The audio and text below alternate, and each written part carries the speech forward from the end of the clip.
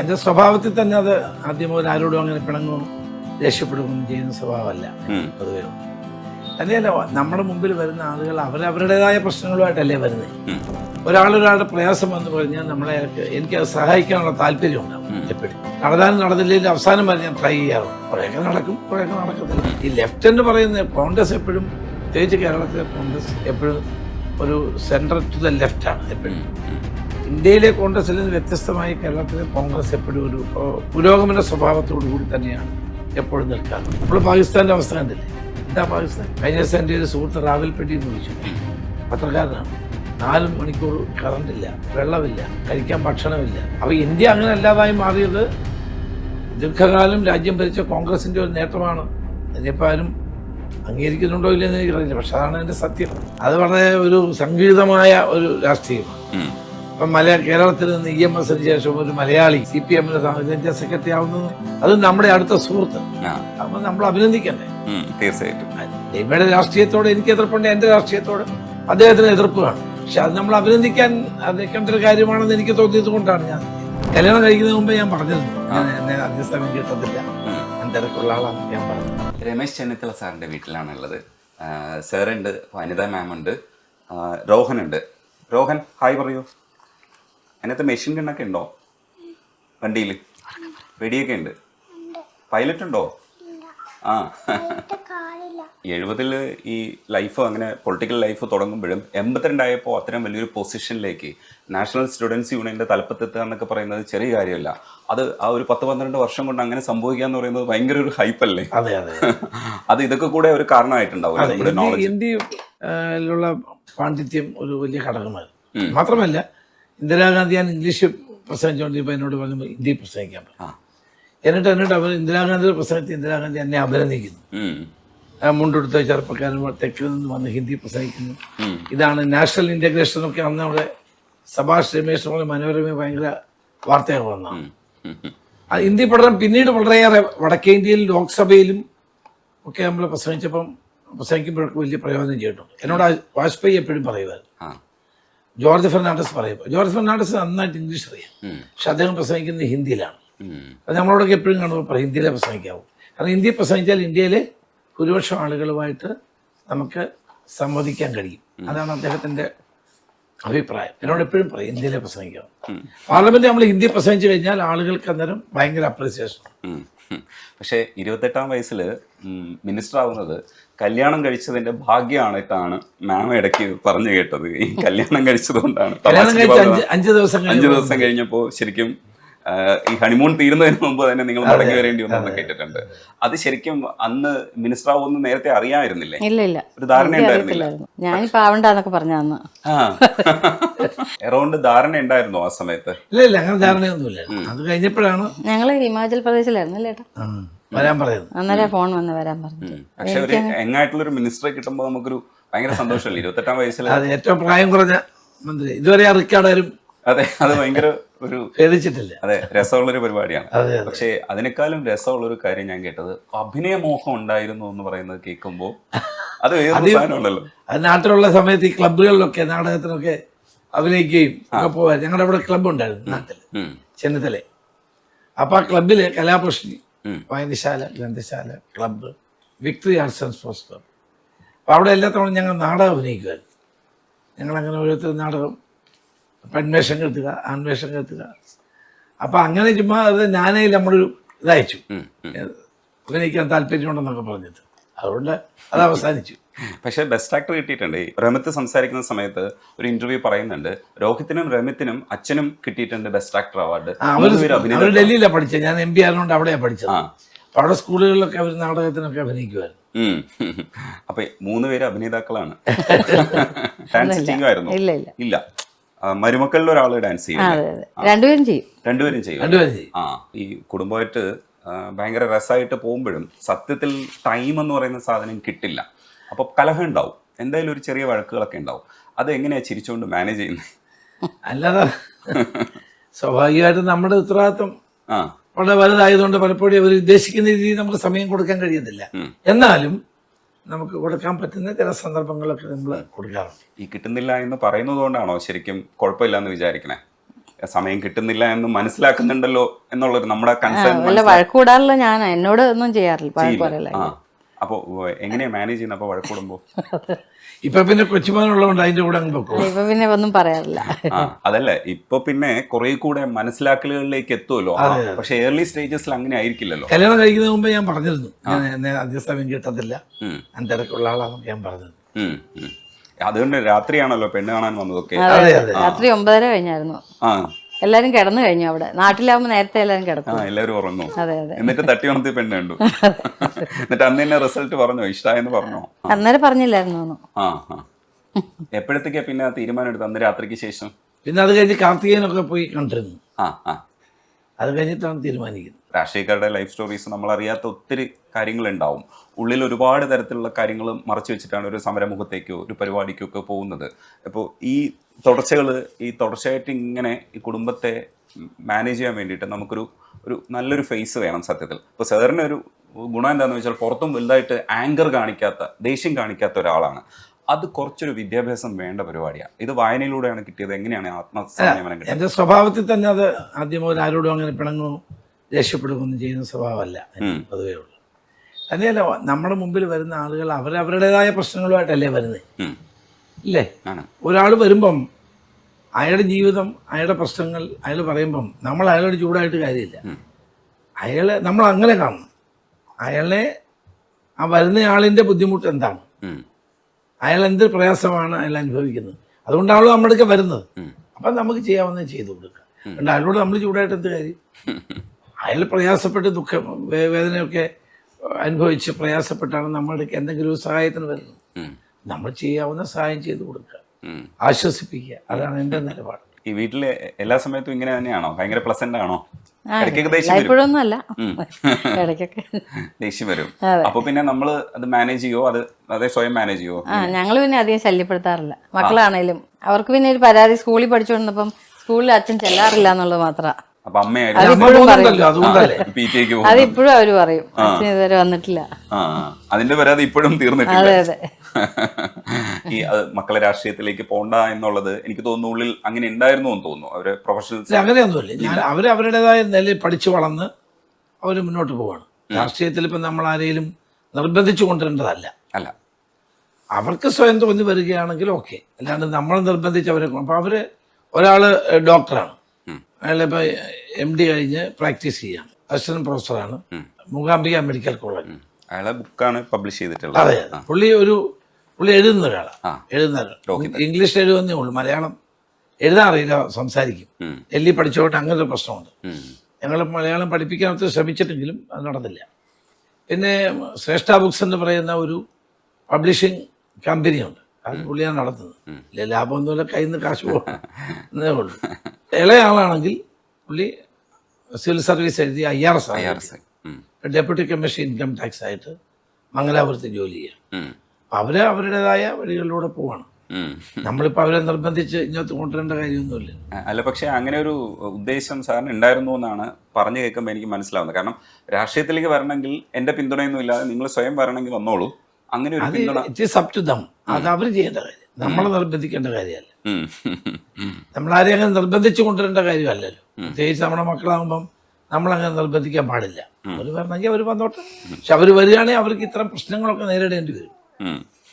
പക്ഷെ ഇപ്പൊ അവർ സ്വസ്ഥമായിട്ട് അവരുടെ ജോലി ചെയ്ത് ജീവിക്കുക. അല്ല, ഒരുപക്ഷെ അതൊരു കോൺഷ്യസ്നെസ് ആയിരുന്നോ? ഇപ്പോൾ ഈ മക്കൾ വാഴ്ച തുടരുന്നു എന്ന് പറയുന്ന പരാതികൾ കേൾക്കുമ്പോൾ നമ്മൾ അങ്ങനെ ആവണ്ടെന്ന് വിചാരിച്ച് സാർ കോൺഷ്യസ് ആയിട്ട് എടുത്തൊരു തീരുമാനമാണോ? അല്ലല്ല, അങ്ങനെയൊന്നുമല്ല. അവരുടെ തീരുമാനമാണ്. അവരെന്താവണമെന്ന് അവരാ തീരുമാനിച്ചത്, നമ്മളായിട്ട് തീരുമാനിച്ചൊന്നുമല്ല.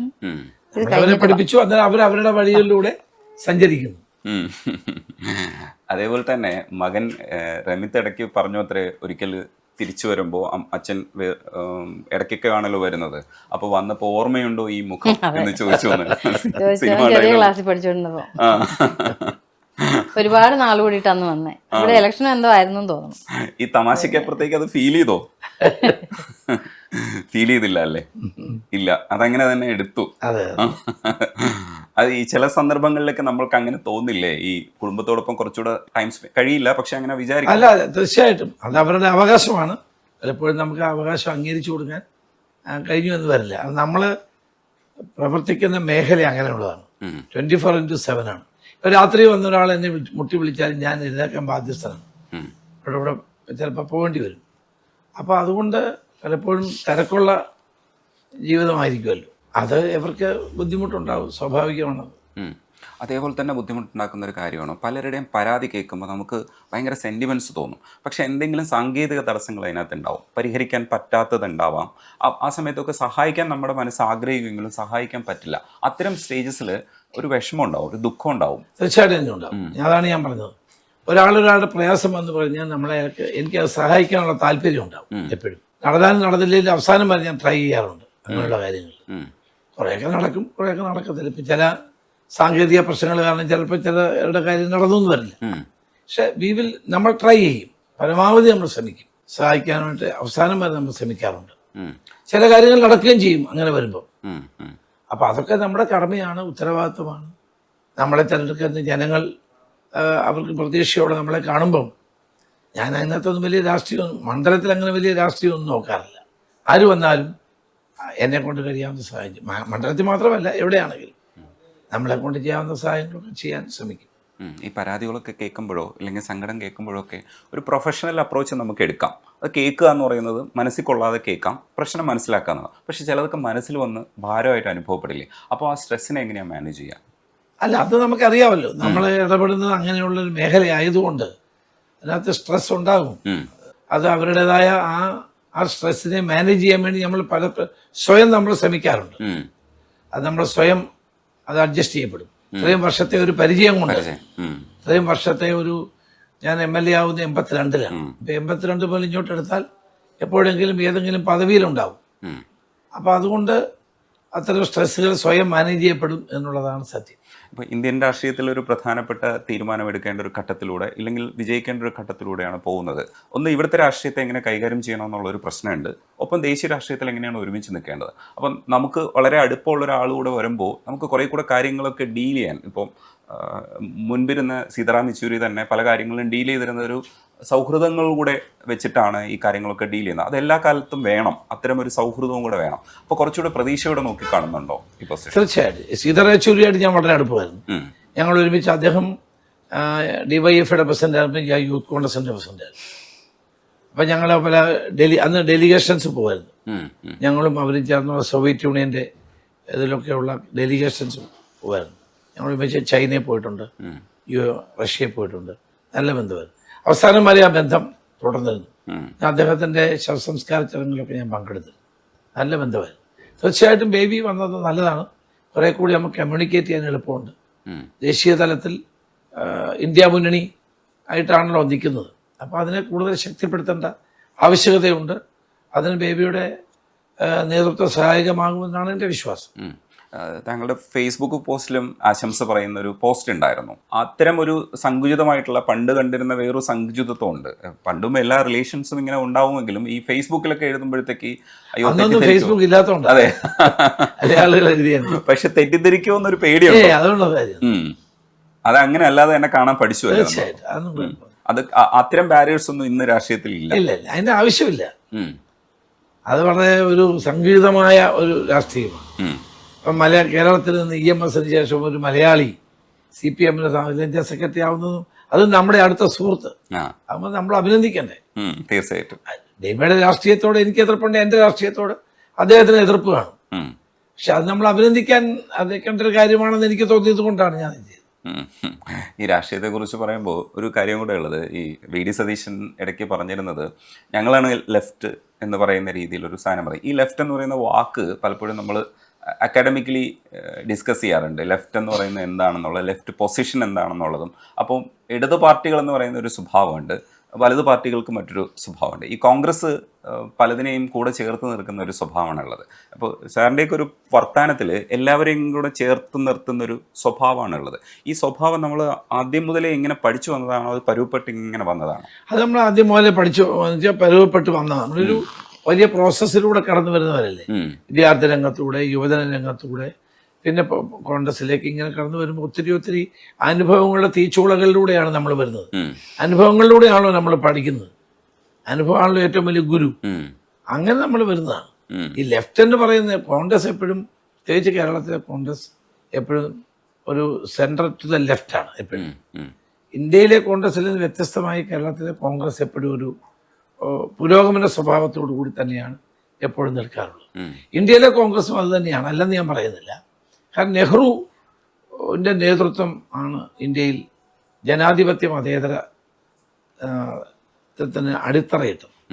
നെഹ്റു വലിയൊരു സോഷ്യലിസ്റ്റ് ആയിരുന്നല്ലോ. ഈവൻ മുസോളിനി കാണണമെന്ന് ആവശ്യപ്പെട്ടിട്ട് പോലും കാണാൻ കൂട്ടാക്കാത്ത വ്യക്തിയാണ്. അദ്ദേഹത്തിന് യൂറോപ്യൻ പര്യടന വേളയിലായിരുന്നു. തന്നെയുമല്ല, ഇന്ത്യയിൽ ജനാധിപത്യം, പാർലമെന്ററി ജനാധിപത്യം, മതേതരത്വം ഇതെല്ലാം ഉറപ്പിച്ചു നിർത്തുന്ന കാര്യത്തിൽ അദ്ദേഹത്തിന് വലിയ പങ്കുണ്ട്. അദ്ദേഹം സ്വയം തൻ്റെ ഗവൺമെന്റിനെതിരായി വേറെ പേരിൽ വിമർശിക്കുമായിരുന്നാണ് പറയുന്നത്. അപ്പം ഇന്ന് വിമർശനങ്ങളെ ഭരണാധികാരികൾക്ക് ഭയമാണ്. ഭരണാധികാരികൾ വിമർശിക്കുന്നവരെ കൽത്തുറുങ്കി അടയ്ക്കുന്ന കാലമാണ്. സ്വന്തം ഗവൺമെന്റിനെതിരായി വേറൊരു പേരിൽ വിമർശനപരമായ ലേഖനങ്ങൾ എഴുതിക്കൊണ്ടിരുന്ന ആദ്യത്തെ പ്രധാനമന്ത്രിയാണ് നെഹ്റു. തനിക്കെതിരെ കാർട്ടൂൺ വരയ്ക്കുന്നവരെ വീട്ടിൽ വിളിച്ച് കാർട്ടൂണിസ്റ്റ് അങ്ങളെ വീട്ടിൽ വിളിച്ച് ബ്രേക്ക്ഫാസ്റ്റ് കൊടുക്കും. ഇന്ന് കാർട്ടൂൺ വരയ്ക്കുന്നതിന് ജയിലിടുന്ന കാലമാണ്. അതാണ് വ്യത്യാസം. അപ്പം ഇന്ത്യയിലെ ഏറ്റവും പുരോഗമനപരമായ കാഴ്ചപ്പാടുണ്ടായിരുന്ന നേതാവാണ് പണ്ഡിറ്റ് ജവഹർലാൽ നെഹ്റു. ലോകത്തിന് മുമ്പിൽ ഇന്ത്യയെ ഒരു വലിയ പുരോഗമന രാജ്യമായി മാറ്റാനുള്ള ശ്രമം നടത്തിയത്. പാർലമെന്റിന് പ്രാധാന്യം, പത്രങ്ങൾക്ക് പ്രാധാന്യം, ജുഡീഷ്യറി ഇൻഡിപെൻഡൻസ്, അങ്ങനെ എല്ലാത്തിനും ഒരു മാതൃക രാജ്യമായി ഇന്ത്യയെ മാറ്റാനാണ് അദ്ദേഹം ശ്രമിച്ചത്. അപ്പോൾ അദ്ദേഹം ഒരു എത്തിസ്റ്റായിരുന്നു, ഒരു ദൈവവിശ്വാസിയൊന്നും ആയിരുന്നില്ല. സോമനാഥ ക്ഷേത്രം ഉദ്ഘാടനത്തിന് ഇന്ത്യൻ പ്രസിഡന്റ് പോകുമ്പോൾ അദ്ദേഹം അതിനെതിരായിരുന്നു. അത് ക്ഷേത്രം ഉദ്ഘാടനം ചെയ്യേണ്ടത് ഇന്ത്യൻ പ്രസിഡന്റ് അല്ല എന്നായിരുന്നു നെഹ്റുവിൻ്റെ അഭിപ്രായം. അപ്പോൾ ഒരു തികഞ്ഞ പുരോഗമനവാദിയായിരുന്നു അദ്ദേഹം. അദ്ദേഹം കാട്ടിയ വഴികളിലൂടെ പോയതുകൊണ്ടാണ് ഇന്ത്യയിൽ ഇപ്പോഴും ജനാധിപത്യവും മതേതരത്വവും പാർലമെന്ററി സംവിധാനവും നിലനിൽക്കുന്നത്. നമ്മൾ പാകിസ്ഥാൻ്റെ അവസ്ഥ കണ്ടില്ലേ? എന്താ പാകിസ്ഥാൻ? കഴിഞ്ഞ ദിവസം എൻ്റെ ഒരു സുഹൃത്ത് റാവൽപിണ്ടി എന്ന് വിളിച്ചു, പത്രക്കാരനാണ്. 4 മണിക്കൂർ കറണ്ടില്ല, വെള്ളമില്ല, കഴിക്കാൻ ഭക്ഷണമില്ല. ഇത്രയും ദുരിതം അനുഭവിക്കുന്ന ഒരു ജനതയെ പറ്റിയാണ് അദ്ദേഹം എന്നോട് പറഞ്ഞത്. എനിക്കത് കേട്ടപ്പോൾ വലിയ സങ്കടം തോന്നി. അപ്പോൾ ഇന്ത്യ അങ്ങനെ അല്ലാതായി മാറിയത് ദീർഘകാലം രാജ്യം ഭരിച്ച കോൺഗ്രസിൻ്റെ ഒരു നേട്ടമാണ്. അതിനിപ്പോൾ ആരും അംഗീകരിക്കുന്നുണ്ടോ ഇല്ലെന്ന് എനിക്കറിയില്ല, പക്ഷെ അതാണ് എൻ്റെ സത്യം. മാത്രമല്ല, കേരളത്തിലെ കോൺഗ്രസും തികഞ്ഞ പുരോഗമന സ്വഭാവത്തോടെയാണ് പ്രവർത്തിച്ചിട്ടുള്ളത്.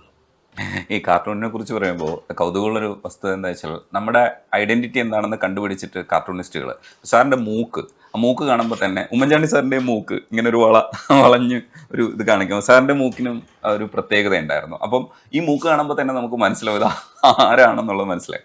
അത് കാണുമ്പോൾ ഒരു കൗതുകം, ഒരു സന്തോഷമില്ലേ? തീർച്ചയായിട്ടും. നമ്മളെ വിമർശിക്കുന്ന തരത്തിൽ ഒത്തിരി എഴുതാറുണ്ട്. എനിക്ക് അതിനകത്ത് എതിർപ്പൊന്നുമില്ല. കാർട്ടൂണിസ്റ്റ് യേശുദാസ് എൻ്റെ അടുത്ത സുഹൃത്താണ്, മാവേലിക്കരയാണ് വീട്, കറ്റാനം. അദ്ദേഹം ഇടയ്ക്ക് അസംബ്ലിയിലും പാർലമെന്റിലും വരും. ഞാൻ ചോദിച്ചു, എന്തിനാണ് ഇങ്ങനെ വന്ന് ഇവിടെ ഇരിക്കുന്നത്? അപ്പോൾ അദ്ദേഹത്തിന് ഓരോ ലീഡേഴ്സിനെയും ഇപ്പോഴത്തെ അവരുടെ രൂപഭാവങ്ങൾ കാണാൻ വേണ്ടി വരുന്നതാണെന്ന് അദ്ദേഹം പറയുന്നത്. അപ്പോൾ അതുകൊണ്ട് രാജീവ് ഗാന്ധിയെ വരയ്ക്കാൻ, വാജ്പേയി വരയ്ക്കാൻ, ഇങ്ങനെ ഓരോ നേതാവിനെയും കാണാൻ വേണ്ടിയാണ് വരുന്നത്. ഇവിടെ അസംബ്ലി വരും അദ്ദേഹം. അപ്പം കാർട്ടൂണിസ്റ്റുകൾ നമ്മളെ ഈ പറഞ്ഞ ശരിയാണ്, ഏതെങ്കിലും ഒരു ഐഡന്റിറ്റി കണ്ടിട്ടാണ് അവർ എഴുതുന്നത്. ഈ കരുണാകരൻ സാറിനെ വരയ്ക്കുമ്പം ഒരു 3 കുത്ത് ഇങ്ങനെ മീശയുടെ അവിടെ ഇടുമായിരുന്നു.